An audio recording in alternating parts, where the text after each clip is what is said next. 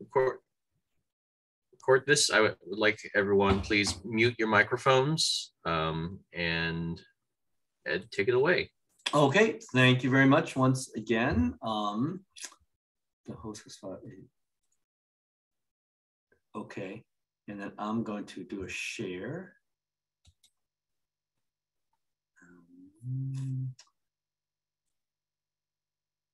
Let's see, which board is it? This one? This is interesting. Yeah, I guess that one. Yep. Here. And later. So you should be able to see this. Hang on here.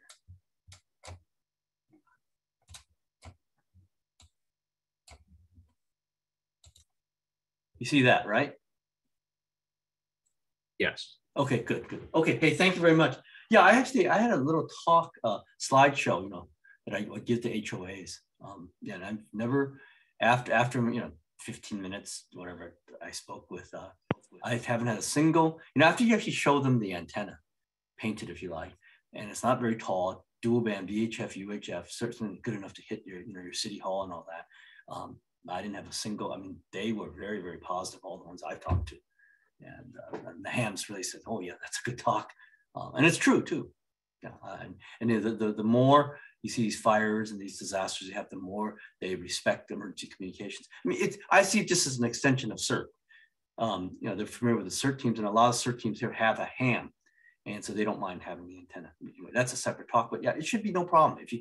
They're stereotyping a 60-foot tower on a A3 S3 element beam. Oh, I agree, and an HOA there, but not what we're talking about. Anyway, I'm here today to talk about the tri-band antenna. Last time we talked about the dual band.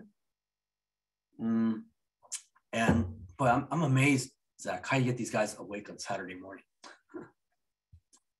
But I'm amazed to get myself up this early. Yeah, most of my Saturday mornings for a whole year. So yeah, Friday nights or Thursday night evenings or something like that. Anyway, so we're going to talk about the tri-band antenna. It covers 2 meters, 220, and 70 centimeters. So just a quick show of hands for people I see. How many of you guys have this antenna? I don't see any. Oh, Donna has one.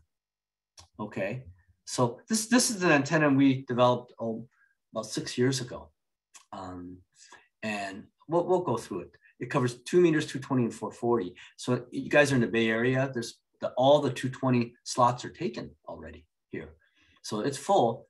Most people use 2 meters, and a lot of them are linked, but 220 primarily is used. Well, it's used for packet a lot.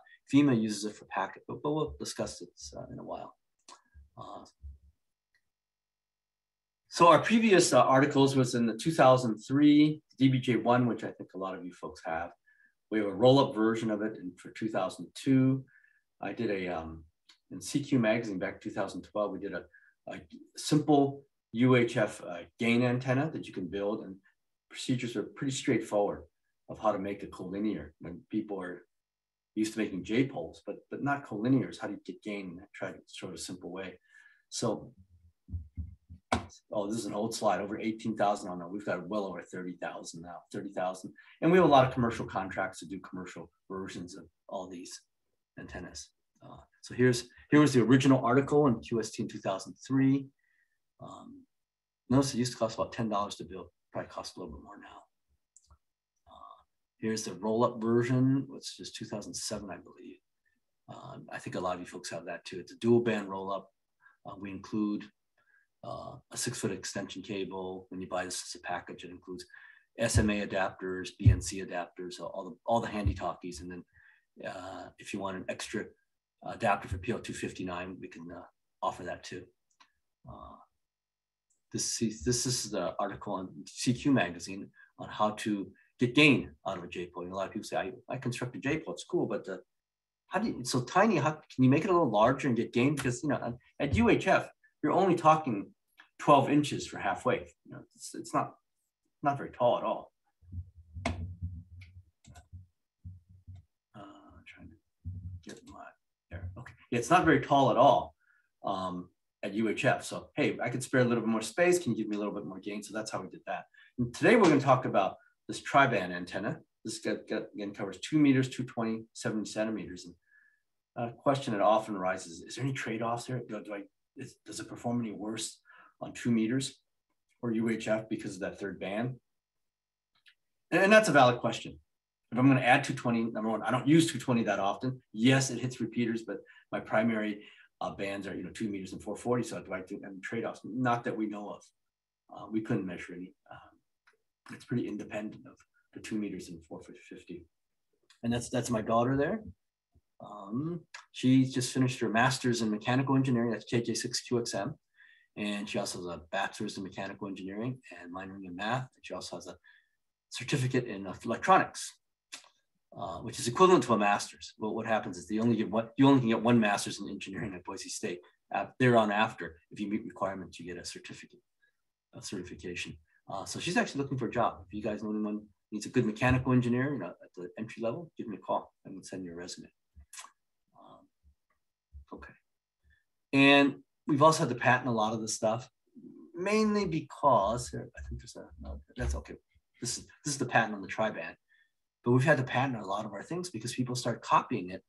And I don't know, it didn't bother me copying. I do this for ham radio. What I didn't like was the Chinese rafter. And they've got people selling copies on eBay, and all they did was copy our dimensions. They didn't optimize anything. They didn't know how. They didn't understand it. And so we bought some of my students. They said, go purchase a few. Let's take a look at these. Not a single one even came close to our spec. They didn't tune it because every antenna that leaves our facility here is tuned. And it's tuned by me. I tune every single one. And I put every one together. What I don't do is I don't cut all the pieces. My students can do the pieces pretty well.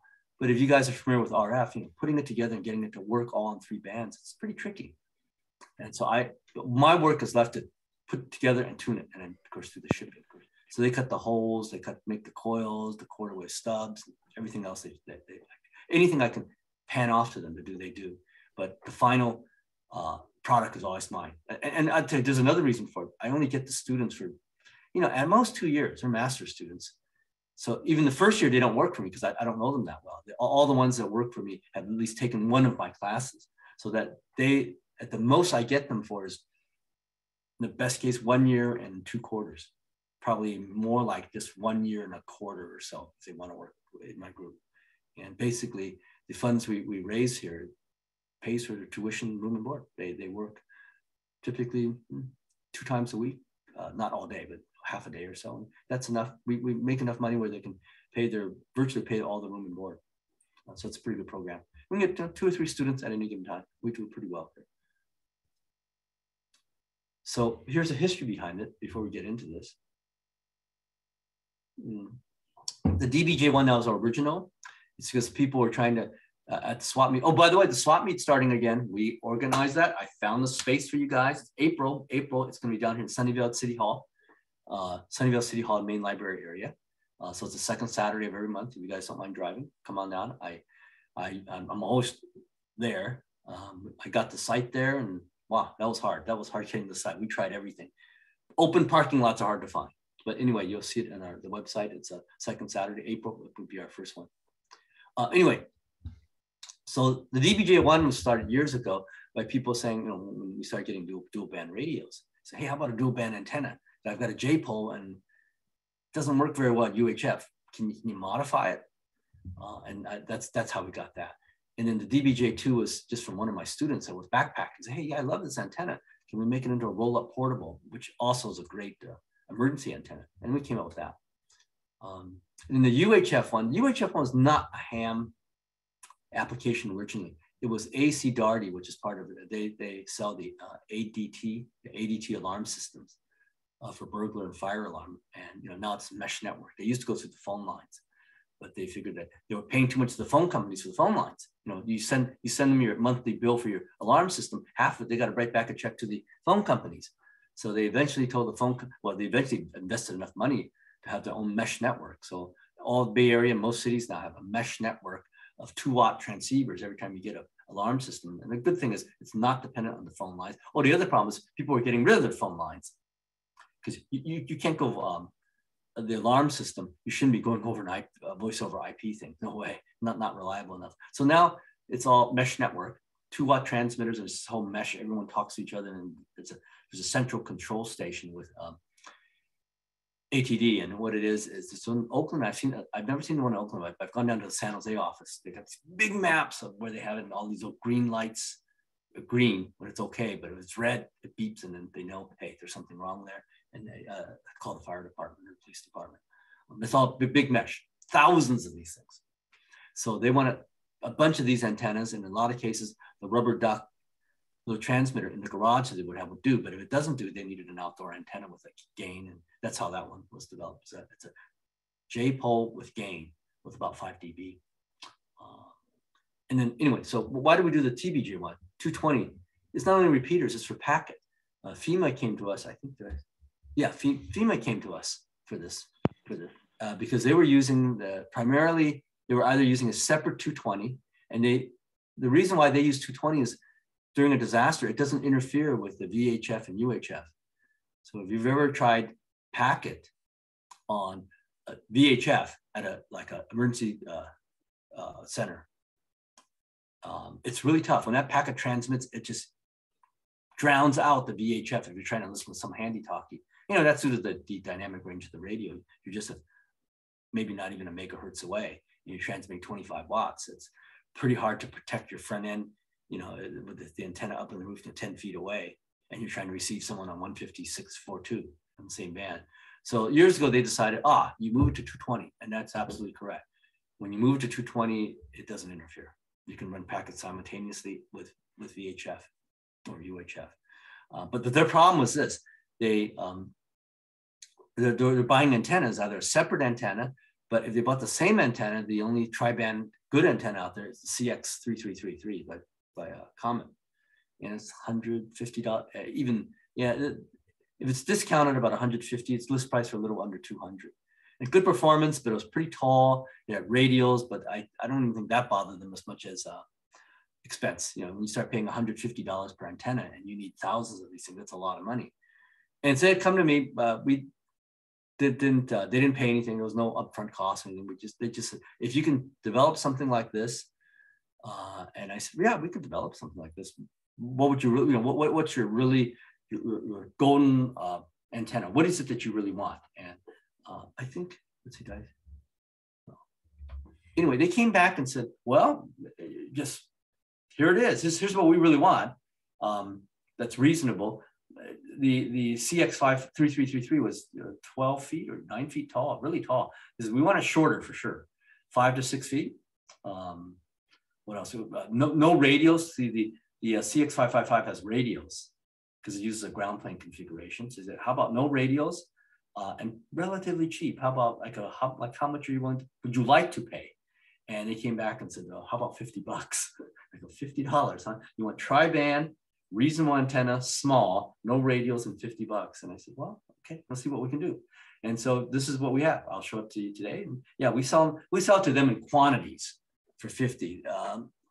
Price might have to go up, but so far it hasn't. But they've bought thousands of these things from us, thousands.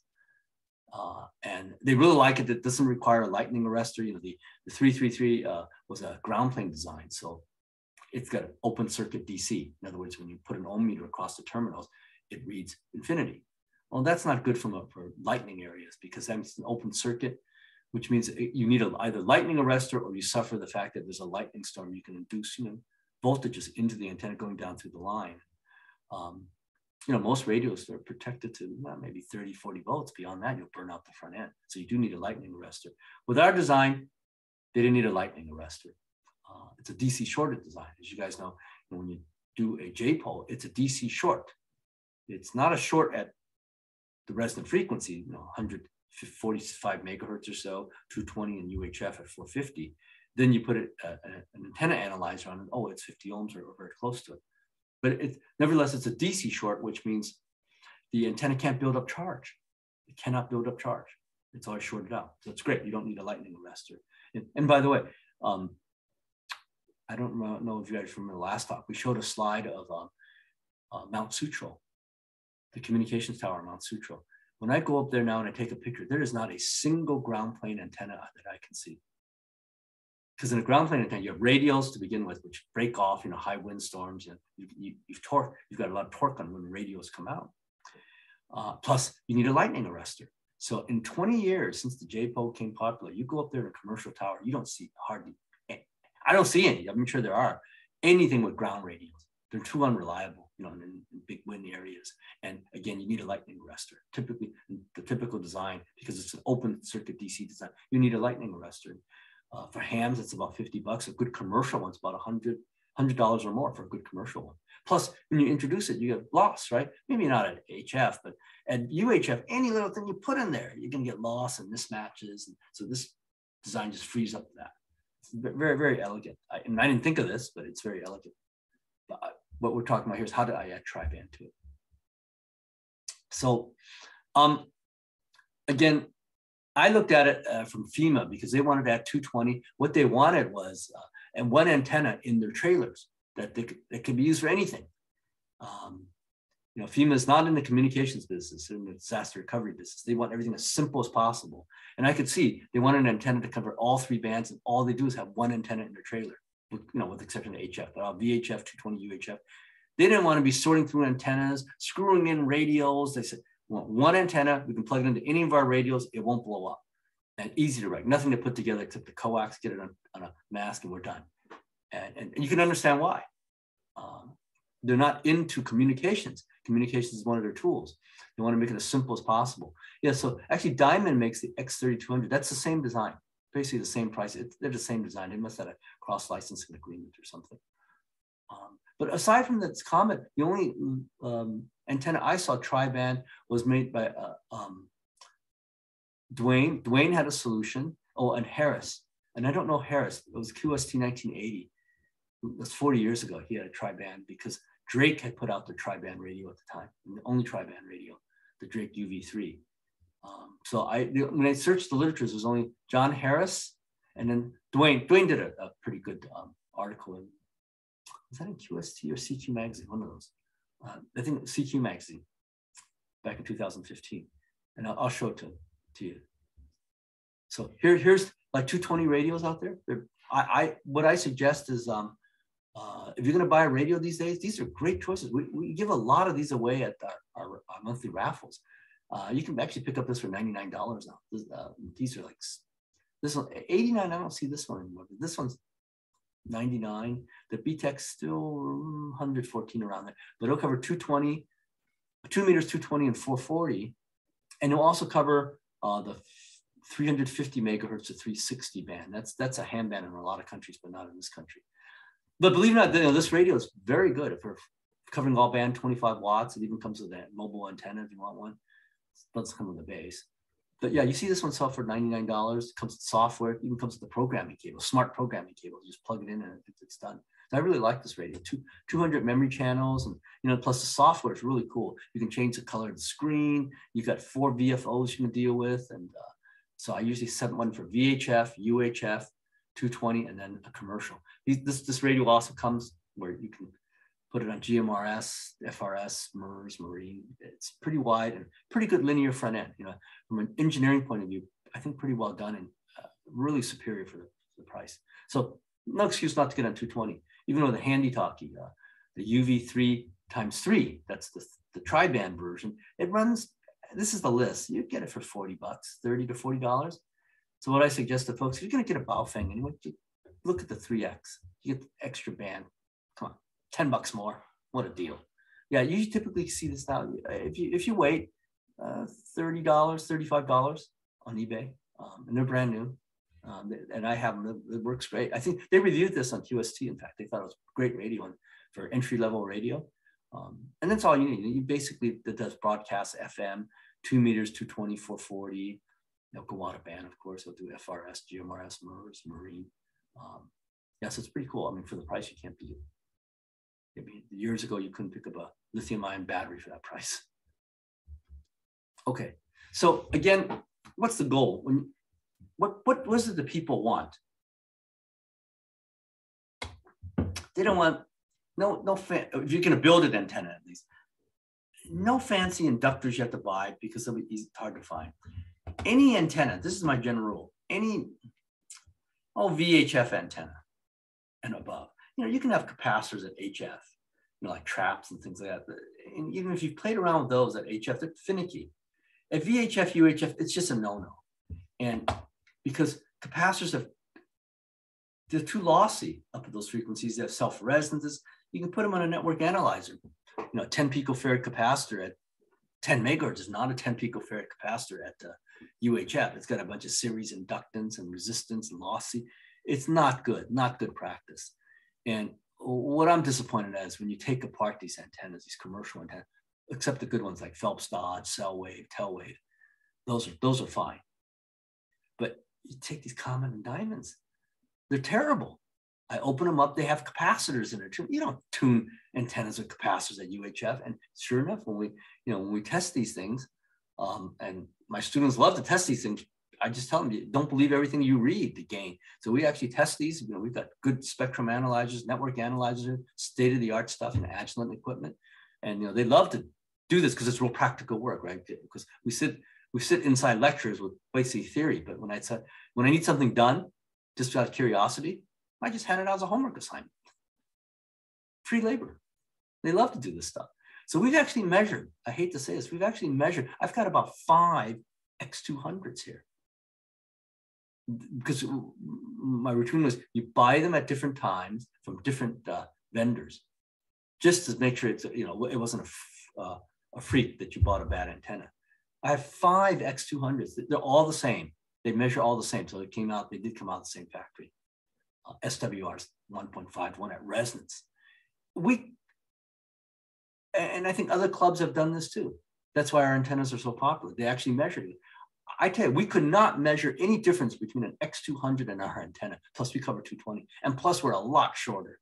And of course, then I hand it out as a problem set. We take apart the antennas and dissect them and say, why is it this antenna doesn't work as claimed 6 dB?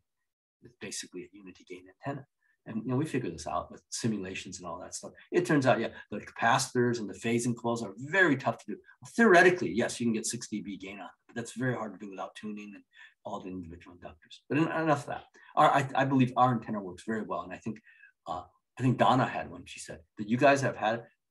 Would have to agree if you actually use it. It's very, very good. It's really optimized. We get down to even the materials are all special ordered. Even the RG174 special ordered, low loss, specially made. I don't know if it's for us, but it's special ordered. But the twin lead is special ordered from us and made by JSC Wiring for us for a certain spec. It's not the old stuff you would pick up at Walgreens or at Radio Shack. It's all special made for transmitting. So I tried all types of configurations. I'll show you the secrets today, and we tried all kinds of crazy things. And this one really works. And of course, we've shipped well over thousands of these.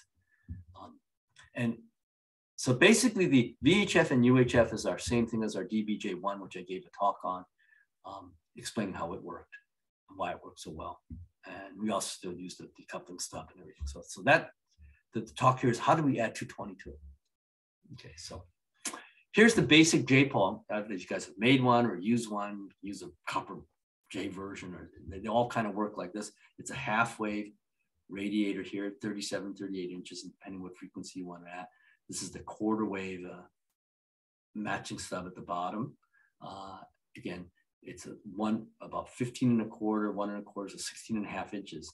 So it's 16 1/2. It's not 18 because it's in the twin lead. The twin lead has a velocity factor to it. So you get compensation for plastic. And instead of 18 inches, because it's in plastic, it's about 16 1/2 inches. And of course, you short circuit the bottom, which is great. It's a DC short.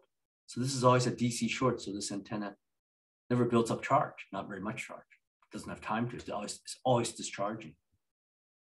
And anyway, back to the velocity factor, right? It's 16 1/2 because in antenna design, there's a formula of C, speed of light equals to frequency times wavelength. You had this in your exam. It's at least in the general class. I'm sure it's in the extra classes, maybe not in a technician class, but C equals F lambda. That's a formula you have to remember if you're an antenna designer. The speed of light is equal to the frequency times the wavelength. Well, for C, the speed of light, you use 3 × 10⁸ meters a second in air. But it won't be this in plastic, in some type of plastic dielectric. It'll slow down by 5 or 10%. And so you replace the C equals F lambda with a smaller value, less 10%. So therefore, the frequency stays the same. C is equal to F lambda. The frequency stays the same because that's the frequency you want to design for, but then the wavelength changes, it shortens. That's why it's, again, 16 and a half as opposed to about 18. So this is the dimensions for a 2 meter J-pole beta twin lead or roll-up version. See what's next. And again, we discussed in our previous discussion of how we make this dual band, because if you did this, the fundamental, the 2 meters, that this antenna I just showed you, will have a fundamental, this is the azimuth pattern, you know, looking at it where this is the sky and this is the earth, that's sea level right there. You get a nice figure 8 pattern. So if looking at it from the top, you get a 360 degrees pattern. And it's a really good pattern because as opposed to going up in the sky, it really radiates horizontally at sea level and causes a little null here. And then if you look at it from the top, it's really like a donut covering 360 degrees. It just doesn't pop up into the sky. And you don't want it to unless you're talking to an airplane. Now, the problem is at the third harmonic, which is in our case UHF, this antenna will resonate. It will resonate. But I think you'll quickly notice that it doesn't work very well. It works worse than your rubber duck. That's not what you want. I mean, it will resonate. It won't blow up your radio. But if you simulate this on like EasyNet, what you'll find is that about 75% of your energy, the pattern now looks like this, 75% of your energy goes right up into the sky. That's not what you want unless you talk. I mean, great. I tell people, if you're into talking to the International Space Station, an aircraft, it will work better than a ground plane. Yes, if that's what you're doing, this actually does a pretty good job. And I've done that. I've talked to the International Space Station with it. You can. It actually works really well because it's pointing up in the sky. But if you want to talk to someone on the ground, it's a sea level. The only energy that's sea level is this lobe here. It's only about 25%. So 6 dB loss, basically 6 dB loss. You only get 25%. Your 4 watt handy talkie now looks like a 1 watt, and that's not what you want. So we figured this out. Okay, this is J-pole. We figured this out by putting this quarter wave stub. So matching was not the problem. The matching will work at 2 meters and 440. The problem is that UHF, it wants to see, 11, 12 inches in that range.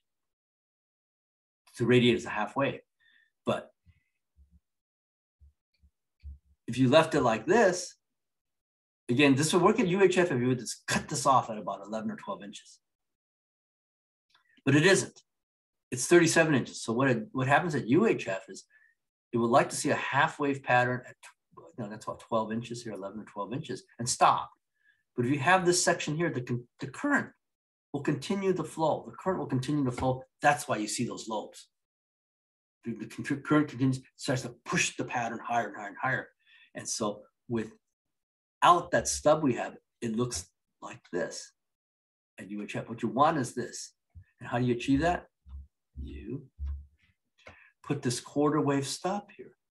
A quarter wave, coaxial stub, a short at quarter wave would be an open at quarter wave, and a quarter wave at UHF, the one you want an open circuit at VHF, UHF is about 4¼ inches. Again, it's not 5 or 6 inches because it's in coax.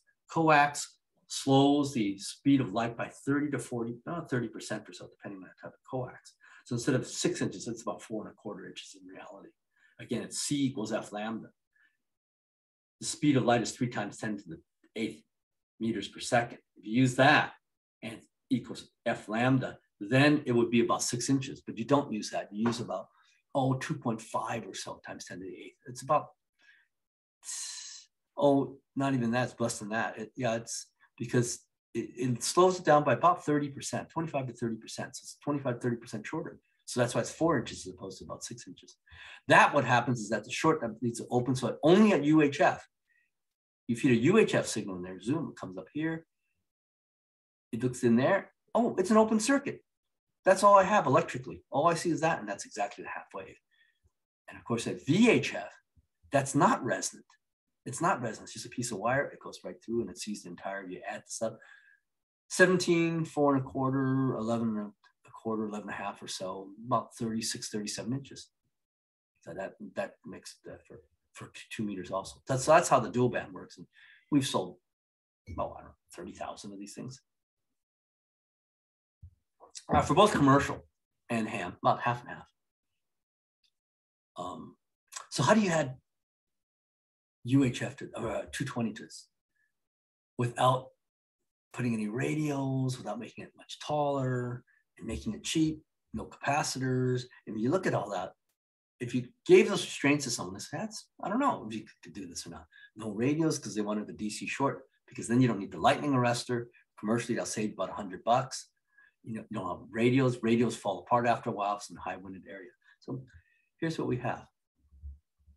Oh, here's the gain version. We'll give a talk on this if you guys want. Because you guys can actually do this one. If you already have a J pole, you can actually configure this and get about 5 dB of gain. That's another talk I give. But here, so you can tell this is a difficult problem because Dwayne did it this way. Dwayne, he's in charge of communications at Kaiser Hospital. They had the same problem. Their problem was more, they just wanted to run one coax down as opposed to 3 or 4 pieces of coax down to in their case, it's a tall building, so the antenna's on the roof. But I don't know where the radio station was, but it was not on the roof. It was further down. So they had to run one long piece of coax, and I'm sure it was LMR 400. So how did he get all the bands in there? He just paralleled them. He just had them, and then he bought combiners from Comet. Combines it and decombines it. So I'll just show you here. Does this. 142 meters, 220 and 440. That's about $100 combiner. And he also combines it with a 6-meter one. So we don't do 6 meters. This is a 6-meter combiner. And then here's the run that goes out, the 52 ohm IO. Here's how they look. There's the UHF, 220, 440, and then he's got a vertical dipole for 6 meters. And it just runs one line down. Hey, that's a $1,000 antenna there. You need to do this twice, by the way. This is how it sends the one coax, and you got to still split it back up if you need it at separate sites. That's not cheap. You're talking, including the 6 meters, that's a $1,000 solution. Maybe a little under, but it's pretty expensive.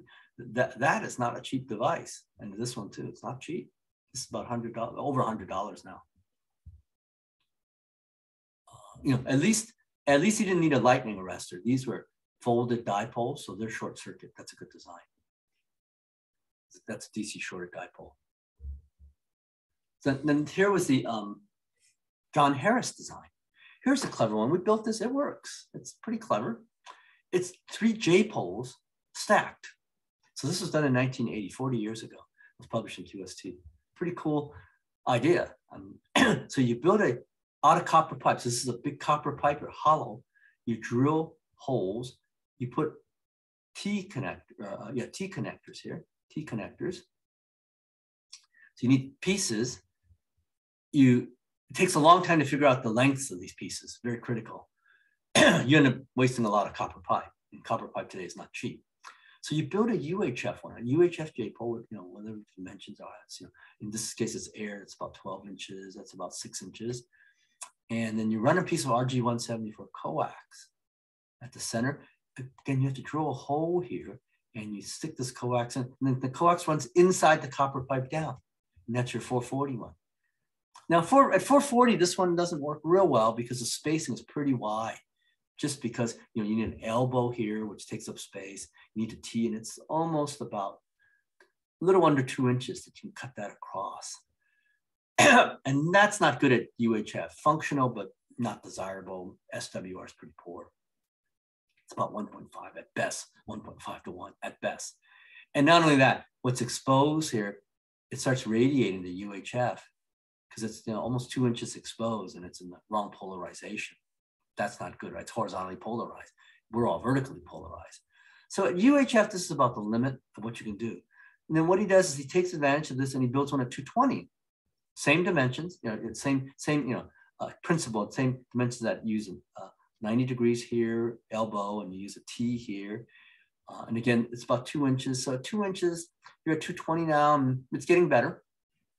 You would prefer like what we do with a true transmission line, because this is acting as a transmission line. And at 2 inches at UHF, that's pretty far. At 220, not bad. It's coming into play, not optimum. Again, then you drill a hole in through here. You run the coax. The shoe end ties to here, and then center conductor runs down here. So you get another RG174 coax go through the pipe. 2 meters, you're okay. 2 meters. Now, because 2 meters is a quarter wave at 2 meters is 18, 19 inches. So this begins to look like a much more decent transmission line, right? You're a little under 2 inches here, and quarter wave is 18 inches. I mean, you wouldn't make a transmission line this way, but since it's a J-pole configuration, will this behave or have transmission line behaviors? Yes, it will. It's clearly at 2 meters. This is only 2 inches, and quarter wave again is 18 inches. Yeah, it'll behave like a transmission line. Then you can get the matching a little better. And you only have about 2 inches exposed, 2 inches out of 18, not optimum, but doable. And then you run the other line down through here. So you run 3 lines. Pretty hard to build. It's all out of copper pipe. We built it. Yes, it can work. It can work. I wouldn't recommend it. It's pretty expensive and a lot of very labor intensive for a tri-band. So I needed a better solution than this. To meet the FEMA requirements. You couldn't make this for $50. That I can tell you, no way. That's not out the labor. You're talking, if you had to sell this, even if you got it working right, it's a $200 antenna. There's too much labor. You got to weld, solder all the pieces and all that together. So I wanted to come up with something simpler, look a little nicer, no radials. So I looked at this. So here's the problem. Here's the 2 meter one. Here's the dimensions for a 2 meter J-pole. Here's the dimensions for a dual band J-pole we added. Okay, next up, how do you add 220 into this? So I tried a bunch of configurations. Oh, here's 220. Here's the dimensions for 220 J-pole. About 24 to 26 inches, depending on what frequencies you want. The matching stub's about 9 3/4 in the end. And can you get this working? Sure, that's a standard, ribbon J, except you make it for 220. So it's certainly 30% smaller than that of 2 meters, but about almost two times larger than a UHF one, right? It's half the frequency. So what the goal is, we're trying to add this performance to this. Could you stack it? Could you put them in parallel? Is there any way you can make this resonate at 220 without disturbing the 2 meters UHF performance? It's pulling my hairs out. I'll tell you what I tried. You guys are just seeing the results of this. So I tried this. I said, "Why can you do this?" The John Harris approach. Make a 220 J-pole out of copper pipe like this. Just make one, get it working. The great thing about the copper pipe is it's hollow in the middle. Run the coax through inside the copper pipe and then have our 49-inch or so dual band right up there. And then just somehow find a way to clamp this on with an insulator. In our case, we just used some wooden sticks just to see whether it worked. It worked. You can get, obviously, you can get 220 working. You can get the 2 meter antenna and VHF antenna working, which is good news because you get something working. A lot of other tried things that just didn't work. Wouldn't be practical though. I mean, you would have to use the copper J here. The reason why is you're using the copper pipe to shield the coax going up to your dual band antenna. So that's a problem. We would have to build the copper part. Could you do it for $50? Probably not, because remember, this takes welding. It takes a welder to weld the T and the elbow, and you have to drill the hole. And, yeah, you could do it, but I figured it's got to be a better way. And the one that really didn't meet was how tall it was. Now the thing is 6 + 3 is about 9 feet.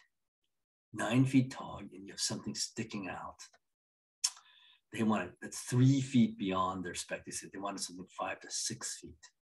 So I had to get more clever. So that was not the solution. Although the good news is it did work.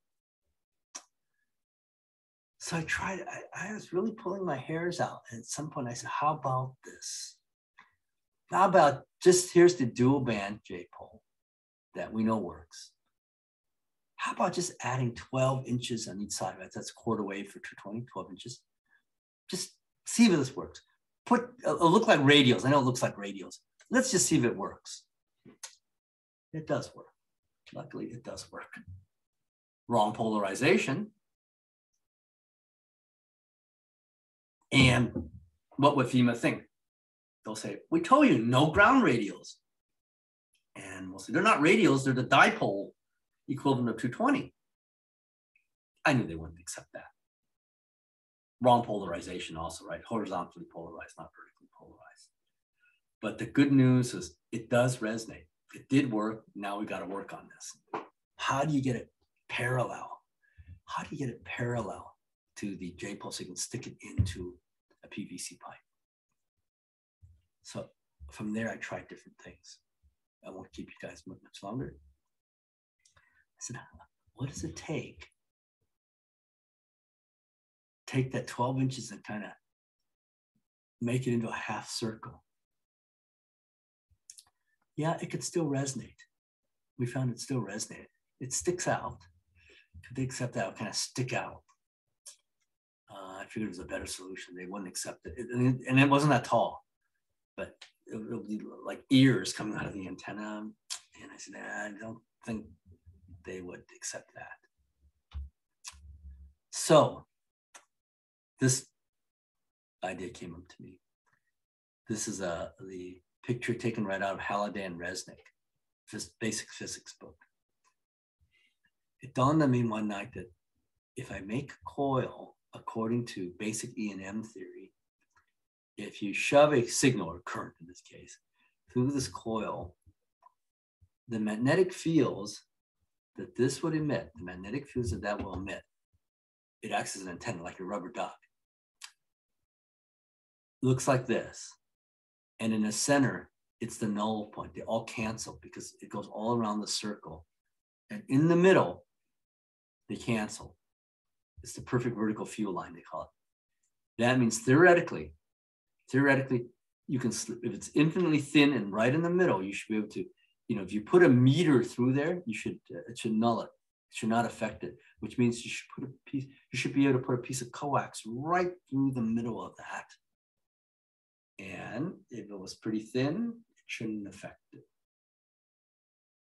Now, that might be a pretty aggressive goal, but I said, let's try it. It worked. So this is what we did in the end. By the way, I thought it didn't work. You have to really fiddle with it, and I'll tell you what the parameters are. If you take the 12-inch wire, coil it up around twin lead, coil it up around the coax, and again, that's why it's RG174, the thin stuff. It worked. And here's the constraints to it. It kind of works. It's very narrow window, right? If you made the coils, again, if you made it into a dipole, we know it works. If you made like into ears, it works.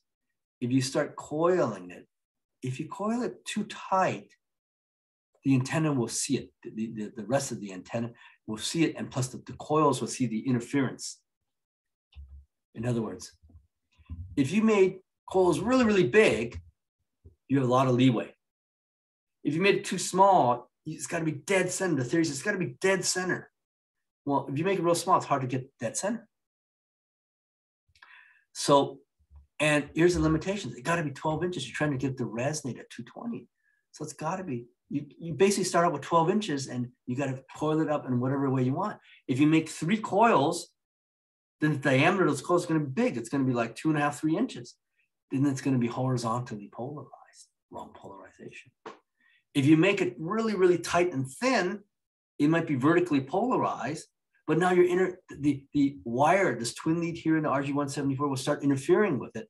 And the idea that as this coil gets tighter and tighter and tighter, there's no way you're going to stick something in the middle and think it won't interfere. It's too tight. Well, I played around with this. We didn't simulate this. It was just easier just to build. It turns out that about 6 coils, which makes it about 3/8 inch, about 3/8 inch, maybe a little bit more, half an inch. Half an inch is just right.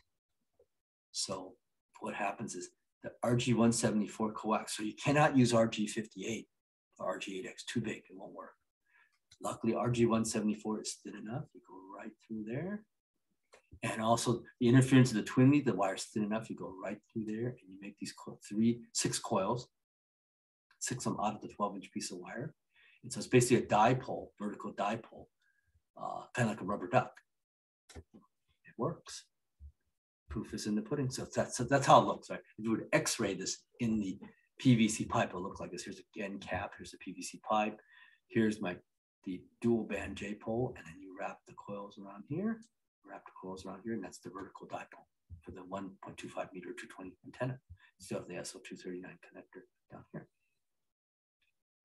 And you say, well, how's the pattern? Not bad. We simulated this in Fedco. It's a commercial available antenna simulator.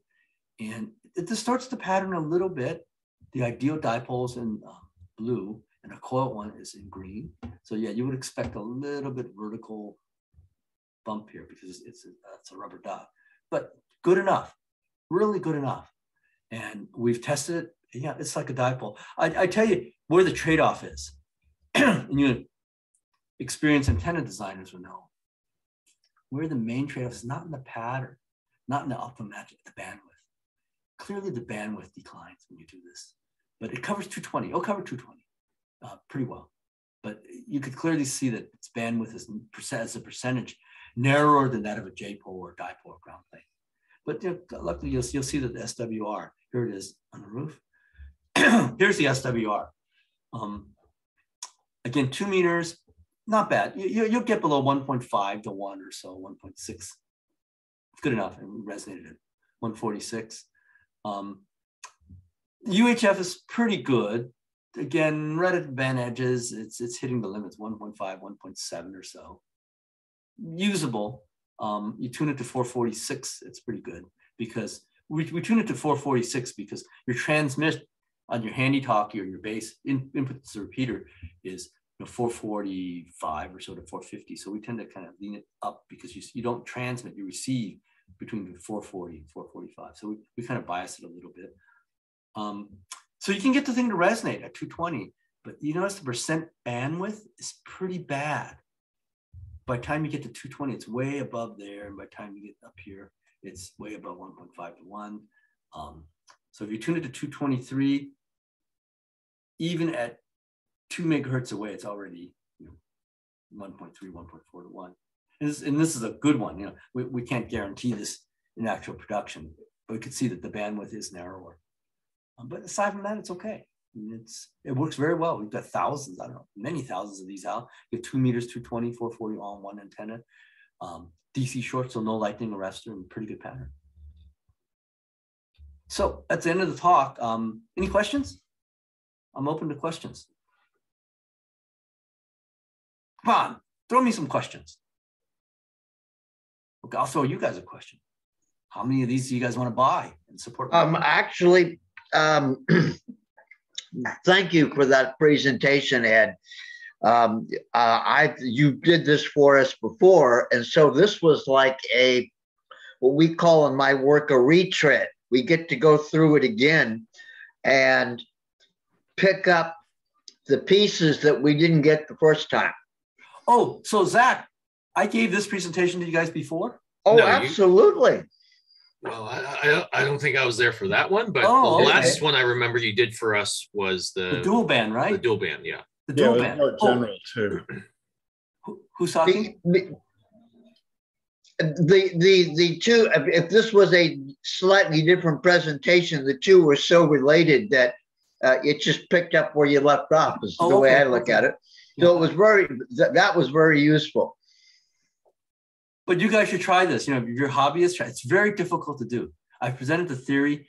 You can get a sample from it. You can get to all work, but to actually, if you're into antennas, to get all 3 bands of this work, it's all the fine details. But I showed you the principles of it.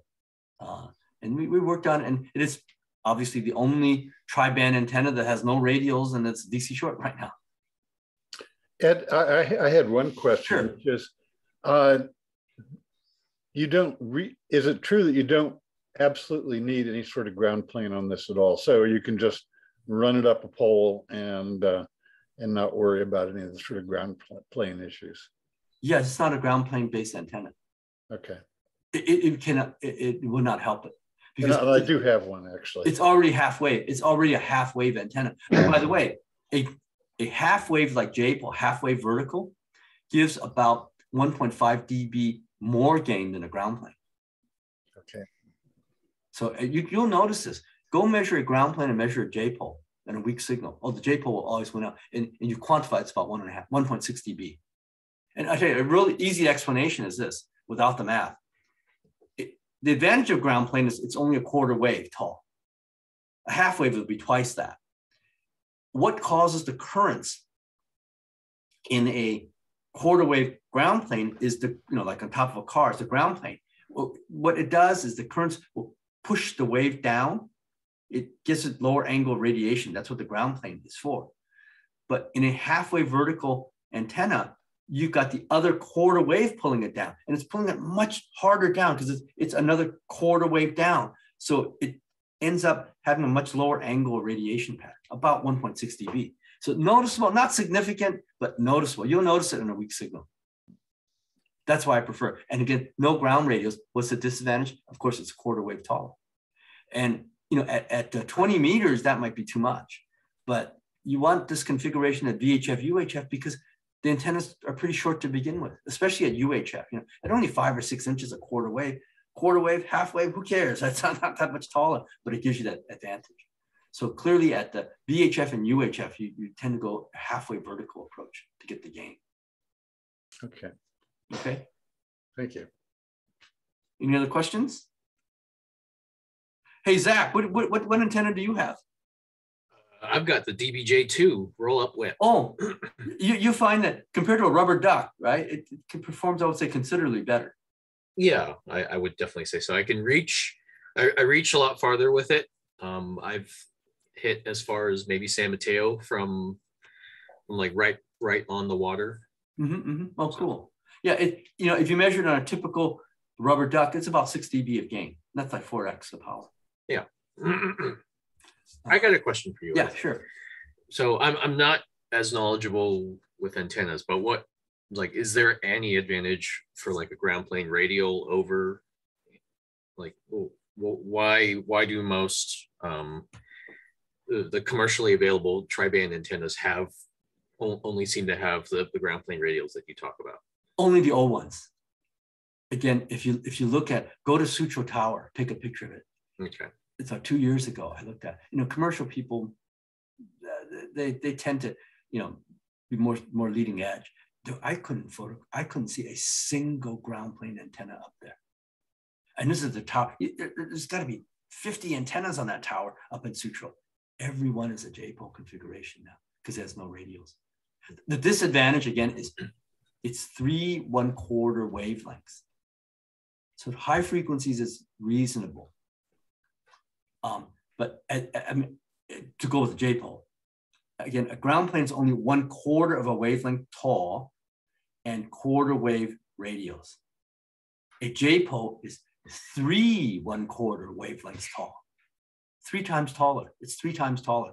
So for your mobile, you don't want it that tall. You don't have that much space. So you take advantage of the ground plane is what you're doing. And that's not bad. That's not a bad idea, but it will never perform like a true vertical half wave. You lose about 1.5 dB. Okay. So, and as a base station, in my opinion, it's the opinion of the community, let's go with a J-pole configuration. These built-in lightning arrestor. And is it tall? On a tower, we're talking for VHF 60 inches. On UHF, it's 18 inches. At UHF, a half wave J-pole is about 18 inches, about like that. No, whether it's like this or whether it's like this, people don't care. So yeah, I guess I don't know. A lot of hams, well, among the users here, how many of you guys use a J-pole configuration? Yeah, quite a few. How many of you guys use like an old ground plane configuration? No. Oh, one. Get rid of it, Jim. But yeah, these days, hardly anyone. Again, the commercial people like it because they don't need a lightning arrestor. They save about $100 for a commercial lightning arrestor. Not to mention the mismatch. When you're up in a tower, you don't want a bunch of connections and all this stuff. It's not good. The least connection to the antenna is exposed on top of Mount Diablo, though weather conditions are pretty bad. You want very little exposed, plus you want the least components. It doesn't have insertion loss, and it doesn't have mismatch. So it's just better. I think the lightning arrestor people fought this for a while. I wasn't involved, but I heard they really fought it because they're losing a lot in sales. You know, the people that make lightning arresters. You think about every commercial antenna, virtually every well installation commercially in the US or in the world has a lightning arrestor, but not with a J-pole. You can't argue it because, well, it's a DC short. It's exactly what you want and never can build up DC voltage. A lightning arrestor usually has a gas of some kind. After about 30 volts, it shorts. It's not guaranteed to protect you. It's better than nothing, but how can you beat a DC short? It's very clever. I mean, I didn't think of it, but it's very clever. Oh, here's a new product of ours. Have you guys heard about the GP7? You guys heard it? That is a nice radio. I had no involvement in it. I did the original GP5. They took it and modified it, all the comments. Who's got one? Who's got a GP7? You do? Yes, I've got one. I bought one from you last year. No, that's a GP5. Oh, that's a 5. No, then I don't have a 7. The 7, this is what Texon did, the people that make this. This is the 7. So how do you like your 5? Works pretty well, right? Well, it's actually a great little receiver. I love the rotatable antenna for AM and long wave. And I've been using it to sniff RF interference. That's very very useful for that because it's a small radio. Yeah. You just move it around. Yep. This one for the same price, or pretty basically the same price, 850 memories. It's got a better microcontroller in it. Again, I was not involved in this. I just get these from CountyCom. But it's got digital filters for single sideband and CW down to 500 hertz. See, the problem with the original one was it was basically a single sideband filter, and you couldn't do CW very well. It's a little wide. You can change the bandwidth. And on top of that, it's got a lithium battery. It's rechargeable. The batteries last forever on this thing. And you can charge it up. And direct frequency entry. You can direct frequency any frequency you want. The other one had sections, a band sort of. Here's direct frequency entry and bands, DSP filters, and a lithium ion battery. And it'll go for about 225 hours on the lithium ion battery, which is tremendous. I charge mine up and I can use it for weeks. And yeah, it's a pretty cool radio. If you guys want to buy it, get it at $10. Well, if you buy from CountyCom, it's about $100 with sales tax and shipping, probably about $105. I can get it for $85 if you guys want. It is a really cool radio, I have to say. They took the GP5 and all the inputs that people wanted, they put it in there, incorporated. So if you guys want to do an order, feel free to. And then here's our antennas. These antennas are available, DBJ1, the base. We make that both in ham or commercial for MERS and GMRS. They're normally $49. If you order it online from either me, Jason over at Grapevine Radio in the Midwest, or from KB Cube in the East Coast, or I think Off the Grid from Zach. They're all, with postage, it's about $49. And so when I give talks to folks, it's $32. That's a pretty good discount, $17, $18 discount, $17 discount. Same thing with the Rollup. The Rollup, we include a 6-foot extension cable. We include a BNC, SMA, male and female adapters. Normally that's $50 or $49. It's $32. And then the tri-band is sold for $85, and you get it for $65. So it's pretty good savings. So, and no obligation, but that's how I support our group. Give talks on Saturdays and weekends, and my students don't know how much I struggle, but that's kind of fun. Anyway, I could send the orders through Zach, and one of you guys can pick it up. There's a few guys I know that commute down here that can bring it up. There's 2 people I know that live up there, so and work down here. So there's no postage charge. We'll find a way to get it up to you. So I'll send that to Zach, and it's about 10:30. So time to go. You guys have a good afternoon. Looks like it might rain a little bit. It's all overcast down here. It's probably cold where you guys are at, right? When you go outside, isn't it pretty cold? It's been pretty cold, yeah. Yeah. Last night hopefully we'll get some rain. Yeah. Hopefully we'll get some rain. We're supposed to get a little bit, but not much. So hey, thank you very much for inviting me. You guys have a good week, and Zach, and I've got, so only talks I haven't given you is a gain, how to get gain. And then I have a talk on DMR. Are you guys on DMR radio? That would be something I'd like to know more about, DMR. I see it, I see the radios, and I go, well, what's that all about? Oh, that's pretty cool. You can, through your handy talkie, you can talk to just about anyone. It's great to keep in contact with ham friends that go traveling, because there's DMR nodes all over the world, like 7,000 the last I heard. So they're all over the world. And as long as you can hit a DMR node, you get in the system, and then it's just a talk group you're on. You just find a talk group that you, and there's thousands. You can even create your own talk group if you want, but you could use just, they have a lot of talk groups. A lot of clubs have their own talk groups. The Red Cross is a talk group. And then you just say, once you are within range of a DMR node, and they're all over the world, even islands have them. Hawaii certainly has them all over. You just arrange with whoever you want to talk to. Let's say they're here in Oakland. Say, oh, so-and-so time, let's get on TAC 310 talk group, or Northern California talk group. SF Radio Club has one talk group. Just go in that talk group, and you hit the mic, you hear them. If all the link is working, it's pretty cool. I mean, some people will call it, maybe that's not ham radio, using the internet. Yeah, maybe.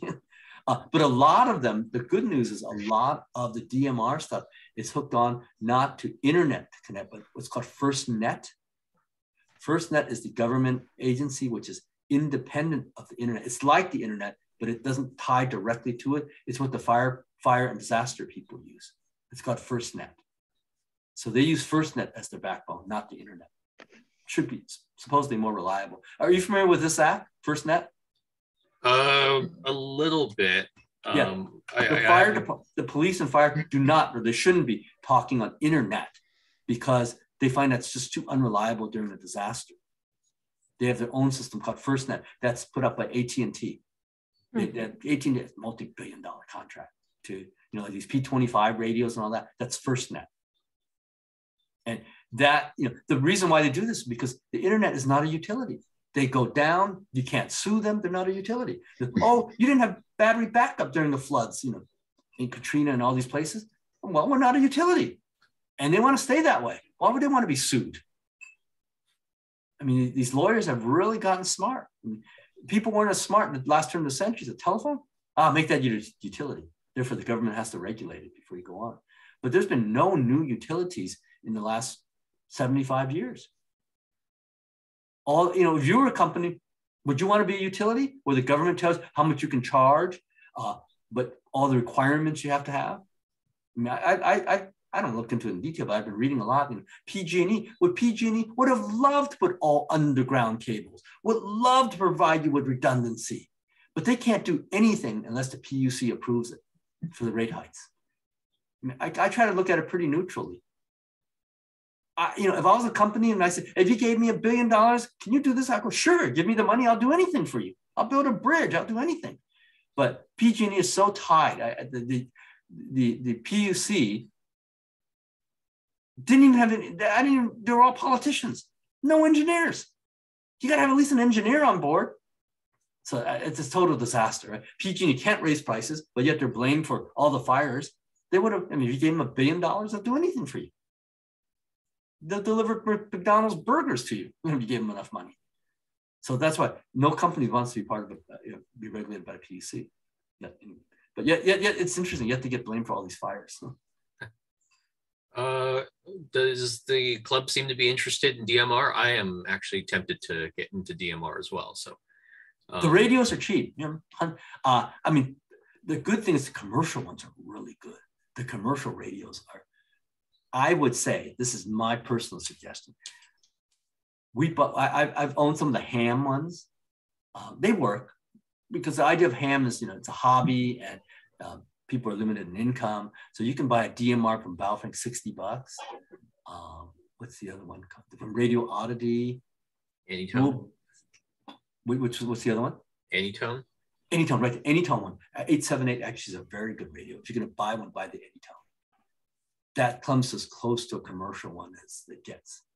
Dual band, they'll do DMR in analog mode. Well, the Anytone 878 is under 200, right? It's under 200. They've come out with the Anytone UV2, which is just at 300 right now. Whoa, they're that much? Yeah, well, that's the top line. That's the top of the line, The yeah. old UV 8V8 or whatever. How much is that? It's about 209. Really? Hang on, let me get mine. I'll show you mine. Here, hang on.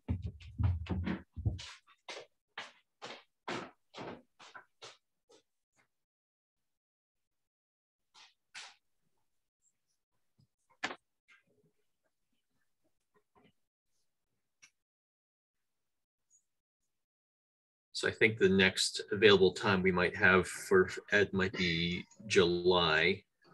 So I'll see if that works with him, and we can do a DMR presentation with him then. I just killed it. Of course. Here's hang on, let's stop sharing this. How do I stop sharing? There. Now you see me, right? Yeah. Here, this is a Connect Systems commercial one. And of course, these have gone up in price. This one ran 130. I think you can buy it for 140. That had to go up in price. But 140 from Connect Systems. And let's see who's on this. And you know, you can, let's see what happens if there's someone on the channel here.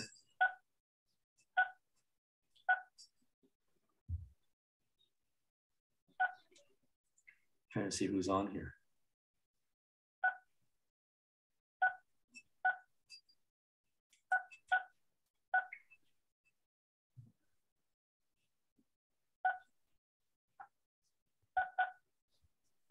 Whoops. Anyway, that's how it looks like. You can basically, it'll do conventional FM, of course. And now these are single band. Commercial ones don't come in dual band or single band. But once you get into the network, you can talk to almost anyone. And I'm trying to see if I can here. And I've got hearing aids in both ears, so let's listen to this.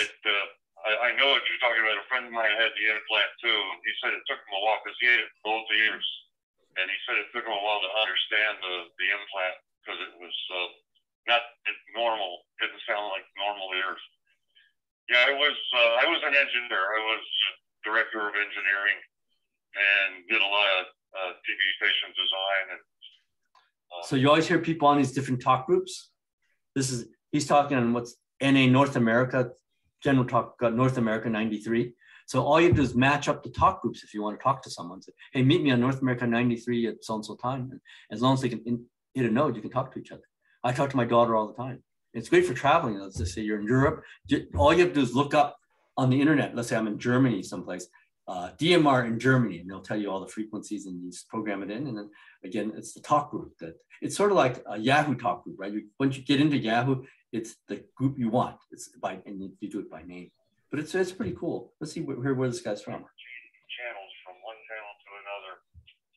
And I had go on here and explain to people what they were going to have to do to. I'm trying to figure out. Anyway, so it's pretty cool. I mean, this was about $140 that radio now. It's from, you guys remember Connect Systems. Jerry, I forget his last name. He owns a company, runs it pretty well. But and I think he carries the Anytone too. The Anytone 878 is really popular. I don't have one, but I know a lot of people do and really like it. And again, it doesn't obsolete you. It does conventional AM, FM, and then plus the DMR. So it's like a regular QSO. I repaired the TV from way back. I did television repair. So yeah, it's pretty cool. I go traveling, I always carry it. And again, the only disadvantage is wherever you go, you have to look it up on Google, that location, say DMR radios. They'll show you the frequencies and then program it in, because that's not a standard. They usually use the VHF repeater frequencies. Okay, anything else? All right, I think that's it. I'll Ed, send me your spreadsheet again. Sure. I'll pass it around the club, see if anyone is interested in buying stuff this year or stuff again. Yeah, sure. And then I think the club would like to schedule you again for your DMR talk. Oh, sure. Now that won't be till later in the year. I'm pretty booked.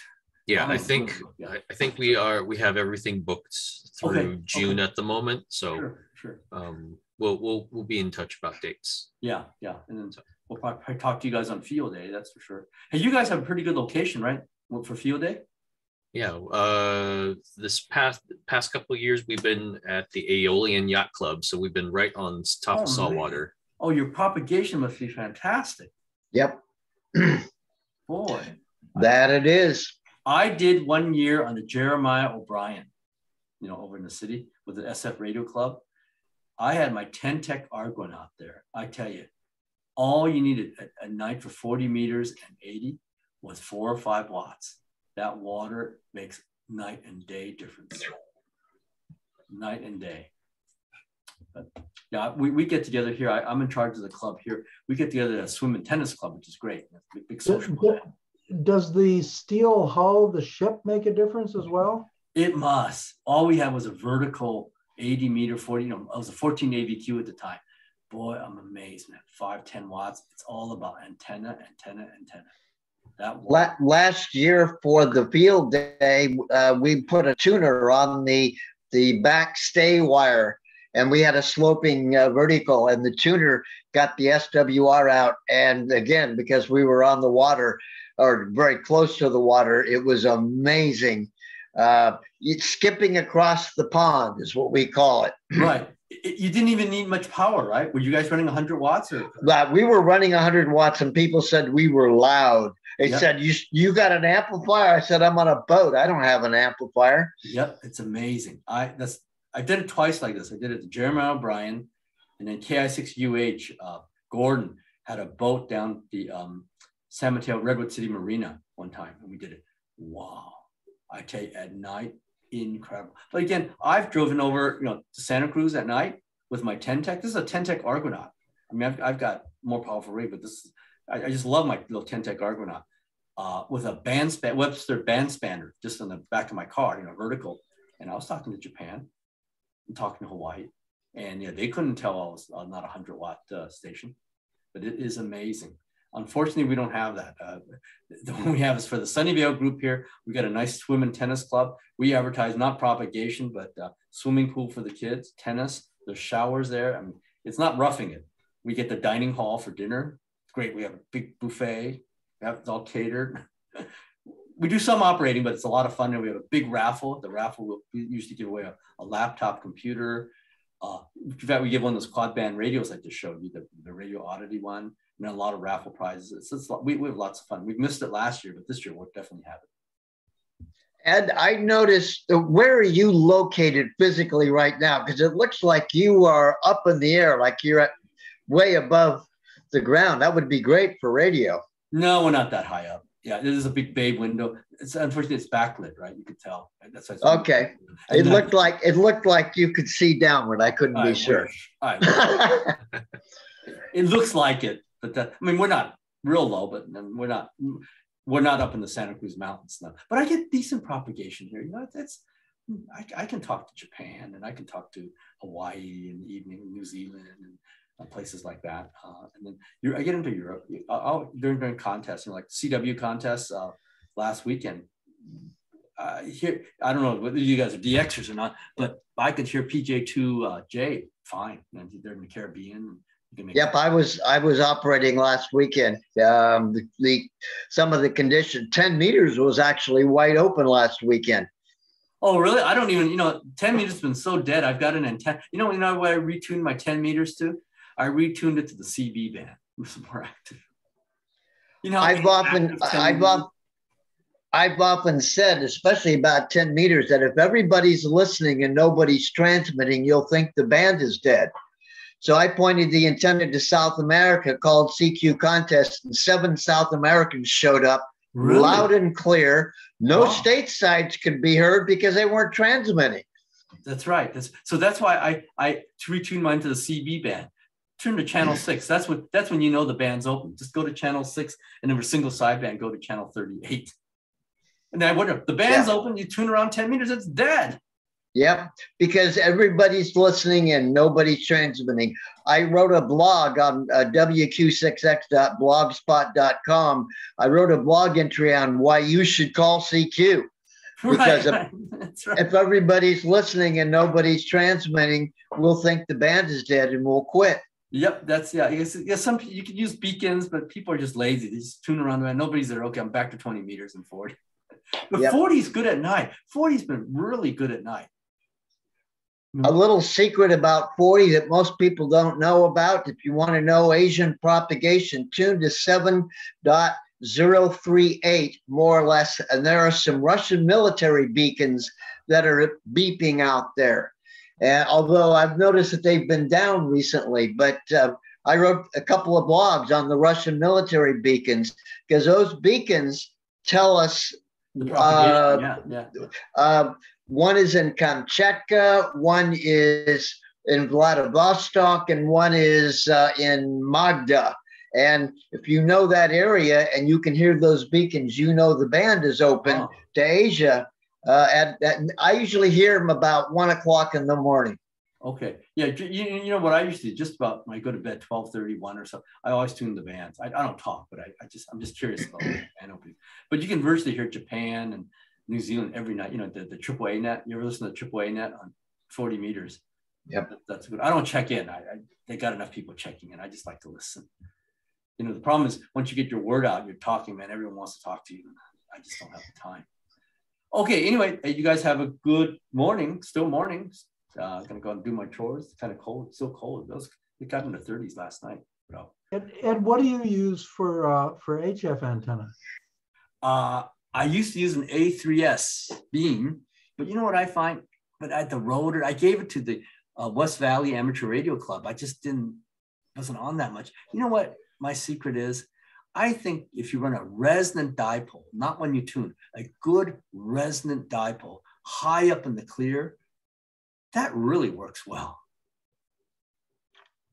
Because an A3S beam is more directional, but in terms of actual gain, because it's loaded down, I don't know. I mean, I guess it's a little, it's front to back. There's a front to back ratio, but in terms of actual gain, I can't say it's that much better than a real good resonant non-loaded dipole up in the clear. That's my favorite antenna. And I've been doing field day for 55 years now. For simplicity, the trick is you got to get the dipole in the clear. If it's not in the clear, it won't work. But if it's up in the clear, it's a true resonant antennas. You guys probably noticed this as experienced hams. True resonant antennas work much better than trying to tune something down below, right? I listened to a group on 75 meters in the evening, and WB6MMJ and running springs. He's got elevation, that's true, but all he's running is an inverted V, but the peak is at 70 feet. Yes, and it works fine, right? It works well. Boy, he's loud and clear even without his amplifier. Yeah, and that's the trick. You got to get it in the clear, mathematically about half wave. And half wave, the phases actually add with ground. If it's above a half wave, you're really good. It's hard to do, right? 80 meters. But at 40, 20, you can do it. 40 is still hard to get as high up as you can.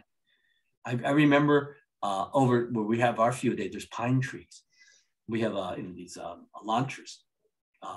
You shoot a fishing line over and you pull up these antennas. And boy, those pine trees are really tall. And so you get them really high up. Boy, it's amazing what you can do with that. That is between water and that. Those are the two tricks. You know, a beam, an A3S at roof line level, 3 element, it's better than nothing, but it can't match a dipole. It's really, really high up. But that's years ago, I was with W6SW for field day on Mount Abel, 8,000 feet up near Fraser Park. Good. And we had 70-foot pine trees. We would hoist up 3 element wire beams. And running 100 watts, people thought we were running 10 kilowatts on the other end of the country. Yep, that's amazing. If you can do it, that's a big if. But elevation helps, 70 feet above ground helps, 3 element Yagi with about 8 dB gain helps. It all helps. And the thing that people can control, I think, is having a resonant antenna. If the antenna resonates, if you can get that, it works a lot better than trying to bring some untuned antenna into your shack and a wire tune it. That's great for your amplifier and your transmitter, but it does not improve performance. You've got to get all that power. You want the power to go up with low loss up to the antenna, and right at the feed point, it's resonant and it radiates. There, I do notice a difference there. That's why we used wire beams, which are basically half wave, and you hold them up with a pair of spreaders. So it's a bit heavy, but you get the full size without traps and without coils and all that nonsense. Yeah. And the other thing, the traps, again, you can get away with traps at HF just barely. If you really measure traps at UHF antennas, the loss is too high. And they have self-resonances. You have self-resonance, you just measured on a network analyzer. You don't want to do that. I see you have a Kenwood there, Ron, in back.